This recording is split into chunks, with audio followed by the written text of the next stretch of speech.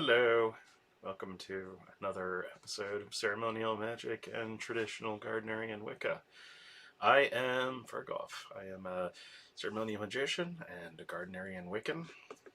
Right now, I am just absolutely elf maxing this time of year. I think that it's cold, it's nice to be warm, I have my heat cranked, I have an absolutely amazing hat. All of these things are coming together to really give me the vibe. I think it's great. Now we're going to talk about Imbolc today, or Imbolc. My Gaelic is awful and my Duolingo is neglected, so you can kind of hang out with me and learn about it. I like people to go outside. I like people to experience nature. I think that that's really the thing that makes the fertility cult what it is, and it is a fertility cult.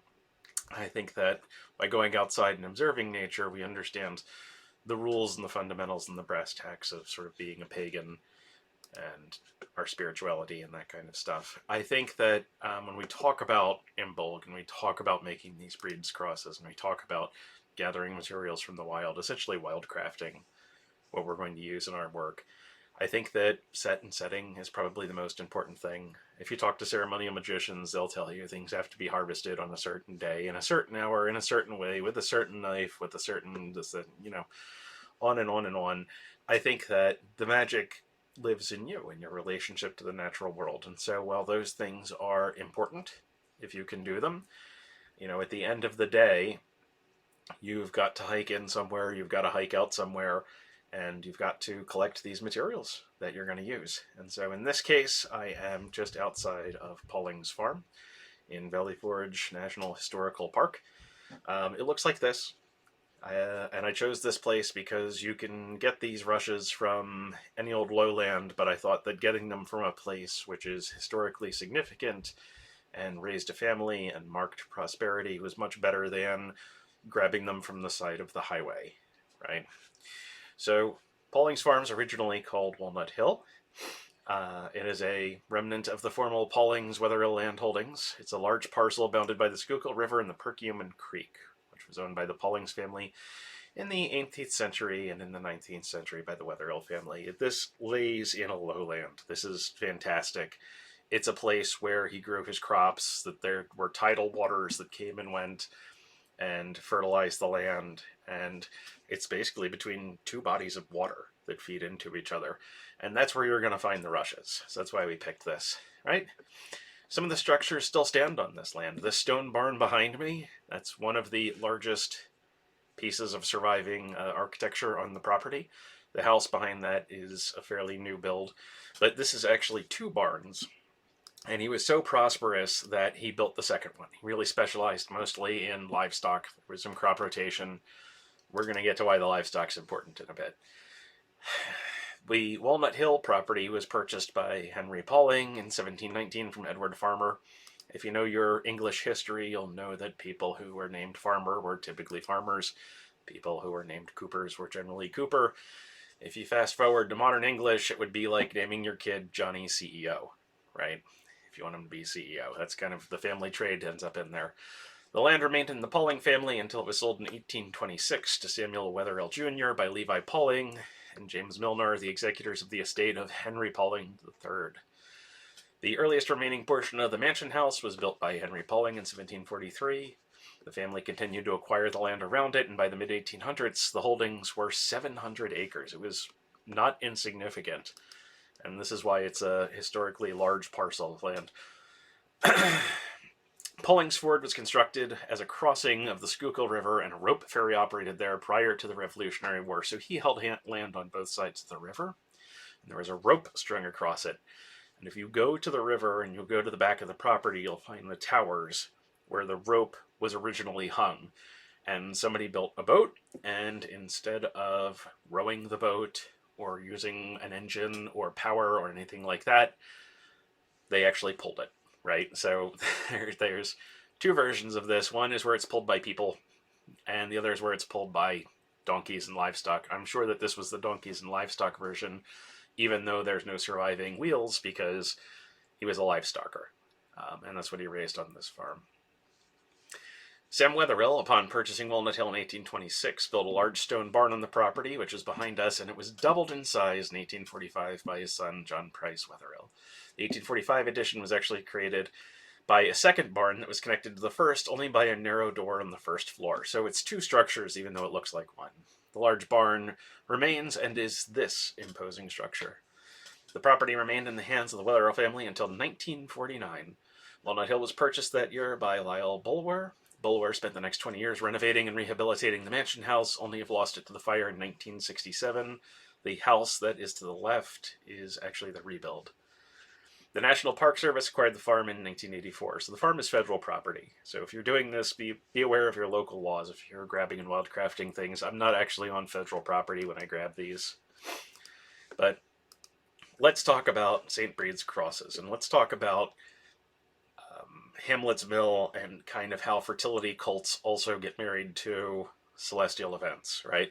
So the St. Brede's cross is an emblematic shape made usually from rushes, always pulled, never cut. And the reason why is because if you're going to do this when they're green, they have this spongy material in the middle, and it rots, and it stinks, and it's not good. If you pull them, you can pull the sheath off from the spongy material. So if this time of year you still have green plants, you're going to want to pull them, or you're going to want to be really careful about how you pick them, because that stuff is going to get gross and it's going to get dusty and it's not going to do too well. You don't want it around, right? If you roll them out, you see some people on the internet do this. If you roll them out with a rolling pin to get the disgustingness out, it's just not, it's not good because it crushes them and then they deteriorate quickly. But anyway, the real St. Brede of Kildare was explained the concept of Christianity to an Irish king by taking rushes from his floor and weaving a cross. The cross is an ancient design of simple beauty. It's easy and fast to create, a characteristic that makes for a popular project for Irish primary school children. Now, this is Christianity painting over pagan practices. This is one of my pet peeves. It's constantly a thing. You would put the reeds down on the floor to make a bedding. You would put them to give you a nice place to walk, because floors were traditionally wood, or they were stone, both of which were cold. They were dirty. The idea that she picked these up and just made a cross by weaving it is weird to me, because she could have grabbed two pieces of wood off the floor. She could have put them like this. There's something else going on here, and when you hear these sorts of things, this is really what they're saying is there was a pagan practice here, and then Christianity comes in and paints over it. I'm not really comfortable with this origin story, is what I'm getting at. In the past, the cross was believed to offer protection of household and land. In some areas, a new one was made. The old one from the previous year was burned. Burning a holy object may seem disrespectful to us today, but the act marked concepts of death and rebirth that underpinned many pre-Christian beliefs and connected to the natural calendar. And here you have it, right? It's death and rebirth and the cycle of time, and we're going to get to the constellations in a bit, but it's not really a Christian thing, right? It's Christian paint on something else, right? Brede also has holy wells. And why are wells bad? Because they're pagan, right? There's no, this time of year you think about it and you're like, oh, it's, they'll tell you it's got to do with baptism and all the rest of it. You don't want to be dunked in water at 30 degrees, 20 degrees, 10 degrees, any of that stuff. It doesn't have anything to do with that. The wells are because in this time of year, you have to soak the reeds or else they're going to snap, right? And it helps you weave them. And so that's the connection there. Another custom that we see is to leave a small piece of cloth on a bush outside on the day. The belief was it would be best by Brede overnight and be stowed with curative properties in the morning. The cloth was known as the Brat Brede and could be worn within the clothing for protection, or as a cure for headaches or toothaches. Now, this is weirdly specific, right? What are headaches and toothaches associated with? Again, it's not obvious when you're coming to it from a Christian perspective, because, headaches and toothaches really aren't mentioned in the Bible. But in terms of curative properties, you're talking about giving birth. When my wife was giving birth, she frequently encountered headaches. When you're talking about nursing a baby, if you talk to women who have given birth and they're suckling the baby, you don't want the baby to have teeth. So those were really the top of the list for things causing discomfort to women, and things causing discomfort to animals, and here we have breed giving comfort to women who are nursing and have given birth. It was also the day of stock taking in the house, with people trying to figure out how long more stores of fodder and food would last. All right, that makes sense, right? You're at the end of winter, you're right before the planting, you're looking around trying to figure out what you've got and if you're going to make it. The Christians also gave people a day off from work. And there are things here, there are these little superstitions. The turning of wheels was to be avoided, which included bikes, sewing, and spinning machines. This is a Christian influence, right? So they're giving the pagans a day off. That's fine, but the wheel is important. And so really what's happening here is there's this anti-pagan sentiment that's happening. And I swear we're going to tie it all together in a second, right? And it's the Christian influence. So the brush on the floor is to remind you of the state of the fields. You know, this king was apparently had rushes on his floor. It's to remind you that the fields are fallow, and it's to connect you to outside in the nature. It's a convenience thing, sure, it's nice to walk on, but you're using the brushes to cover up your seeds, because right now the birds are doing the same thing you are. They're hungry, they're flying around. In fact, they'll use the heads of the rushes as nesting material. They'll pick them up. So when you're collecting this stuff, it's okay to cut it, but leave the heads somewhere the birds can find it, just in case there's any seeds on there, and so that the birds can use it as nesting material. Anyway, making it into a cross is to remind you to look at the sky. And I put up a cross here just so that you all can see. This looks like, one of these arms looks like a bird wing to me, if you think of the bird wing as being just marginally swept back. And that really gives you this rotating motion in the sky, anti-clockwise. And where are we at? You know, we're at spring, or right at the beginning of spring. And this is sort of the mythology of the Big Dipper here, which we all recognize looks like a cup, and it's filled with blessing, and Breed is blessing you out of her well. What she's doing is she's taking the cup, and she's turning it upside down as we get to spring, and she's pouring out those blessings upon you and upon the field. And the Breed's cross is a giant clock, essentially. It's telling you to look at the North Star and the Big Dipper to figure out where you are in the year. That's the celestial influence, right? And you also hear about this as being related to milk. This could be a dipper of milk. And as the fertility cult, this should make you sit up and think about this, because this is where the domesticated animals are giving birth. This is where the domesticated animals are having their milk come in. You know, it's the time of birthing. And hopefully, if you're an adult woman and you've just given birth yourself, your kid wasn't born with teeth, because oh my gosh, you're gonna realize it when the baby goes for the milk. So why rushes? Rushes represent light. They could be made into rush lamps. These are rush lamps behind me. You've got traditional candles, especially in the Victorian era. You've got double candles, which is the one in the center, which has a candlestick holder and a pair of tweezers on it. And the tweezers are for the rush lamps, right? And if you Google for rush lights, or you look up how to make rush lights, it's all about the same. You take the cooking fat, the end of your larder store, and you boil it up, and you dip the rushes in it to collect it. The rushes are hollow, so they'll store the fat in the middle of the rush, and if you still have that spongy stuff left, it will soak up that fat, and it'll essentially become a wick. And so a poor man's candle is a rush light, and these were also very popular in the Victorian era. These are examples of Victorian rush lights behind me, each one with a clamp to actually hold it. Rushes help you start fires. So when these celebrations are celebrated with fires, that goes back to the rushes. You could get a bundle of rushes. You can even take dried cattail, which is like rush adjacent. They're already dried. It's the middle of winter. They're already highly flammable. Easy to start a fire, easy to keep warm, easy to light that wheel and roll it down that hill. Rushes make good ground cover.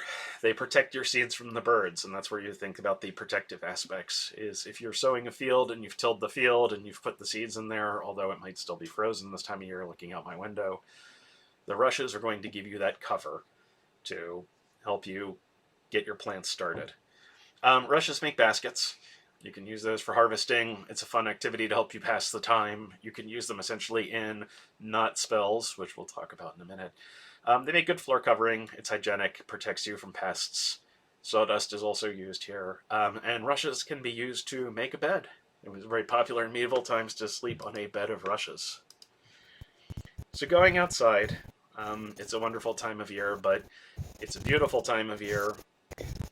Use your head when you go outside. I don't want to tell anybody to just go outside and start hiking around and then get somebody leaving a comment on this video that they got frostbite. If you're going to do this, wear a good coat, wear ski material. I personally wear canvas pants. I've got polypropylene under my pants, which stays warm when wet. It's a modern invention. It's not made from rushes, but it's really pretty cool.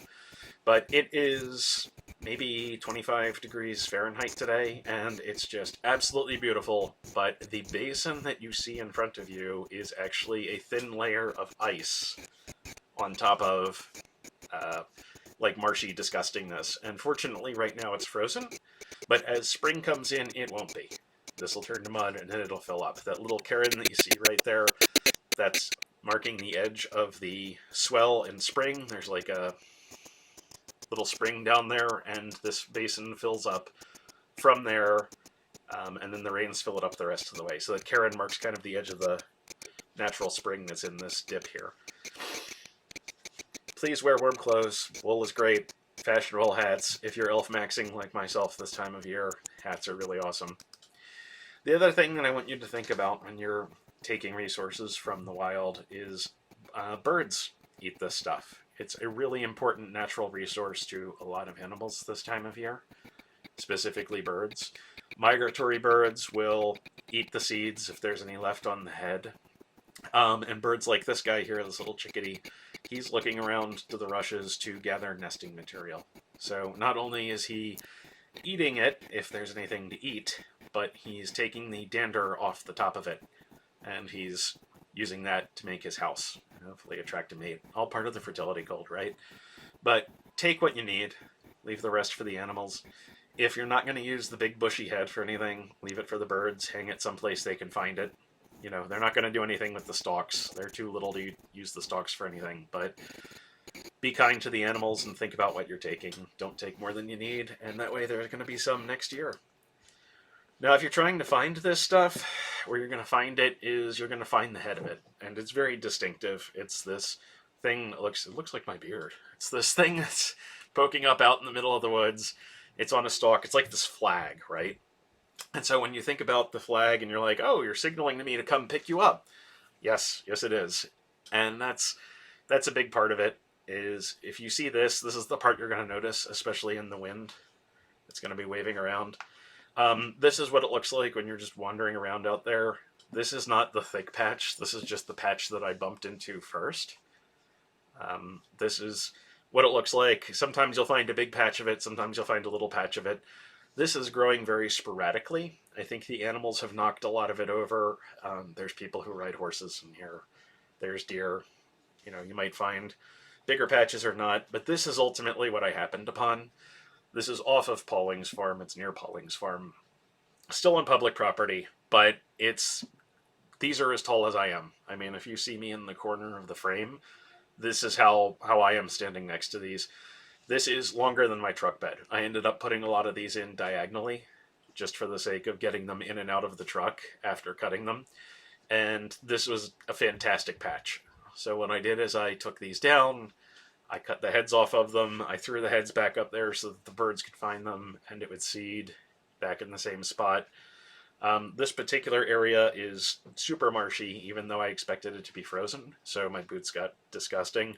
But honest to God, this stuff is a little bit over 6 feet tall, which was wild. Now, when you're making your breeds cross, right, because we're celebrating Imbolc here, you can soak it or you can boil these things. So they are fragile.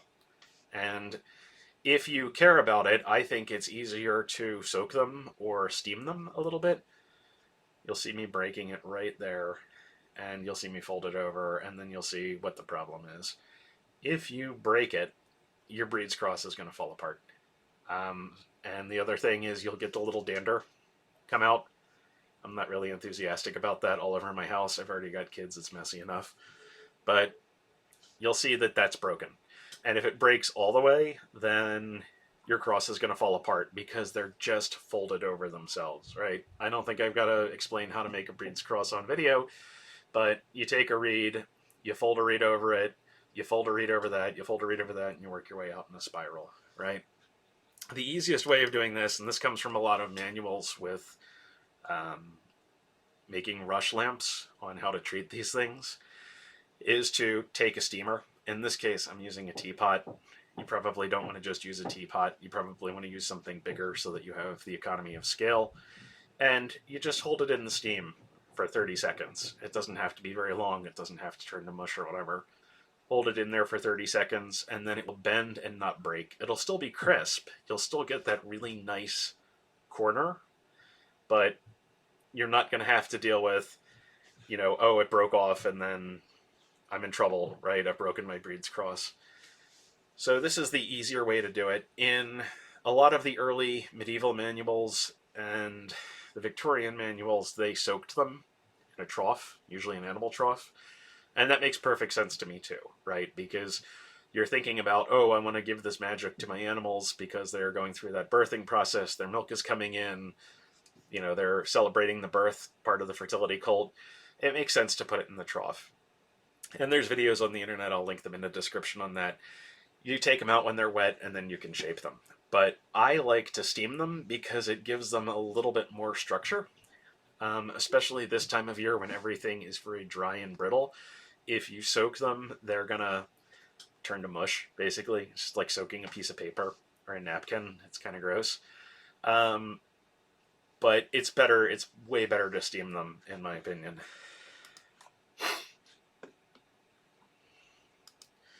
So what are we doing with magic here with these breed's crosses? You've got a couple of things that stick out in my head. Again, I'm not going to show you how to make a breed's cross. It's on the internet. You should probably know that from kids or whatever, and you're just looking for ideas. But in my mind, there's really 4 stations here. There's really 4 things where, we can do magic. So if you look at our celestial map here, these are the 4 stations that I'm talking about. Spring, summer, fall, and winter. And I tell this to my kids. I'm like, this is, there's 4 arms on this. There's really 4 places you could make a wish throughout the year. Right? As you make each arm, you'll see that there's one reed on the end, which is tied off. That's the reed that you probably do want to soak in water so that it becomes super floppy. But the reed is tied off. As you're making your breed's cross, when you get to that part where it's the reed that you tie off, that's where there's an opportunity for magic. So as you're making this thing, you're putting your intention into it. You could blow on it. You could even put herbs in your tea kettle so that it gets the properties of those magical herbs as it steams up and makes the reeds pliable. But as you tie this off, this is a place that you make a wish. And as you proceed through the year, summer, fall, winter, and then spring, when your wish comes true, just untie it. Your breed's cross, by the end of the year, will it will untie itself and spring forward and become not much less of a breed's cross, much more of a mess. But that's where it becomes a fire starter, right? And by that time, when you get to this spring again and you're making another cross, that's where you burn your other one, which has turned into, an untangled mess. But when you're doing this magic, whether you're an adult or whether you're a kid or whether you're like me and you're a pagan parent, have them make a wish every time they tie one of those things and think about what they'd wish for. And when that comes true, have them untie it. And then at the end of the year, all you've got to do is burn it, make a new one. So anyway, my name is Fergoff. This is Gardnerian Wicca and Ceremonial Magic. And I hope today you had fun and you learned something. Bye.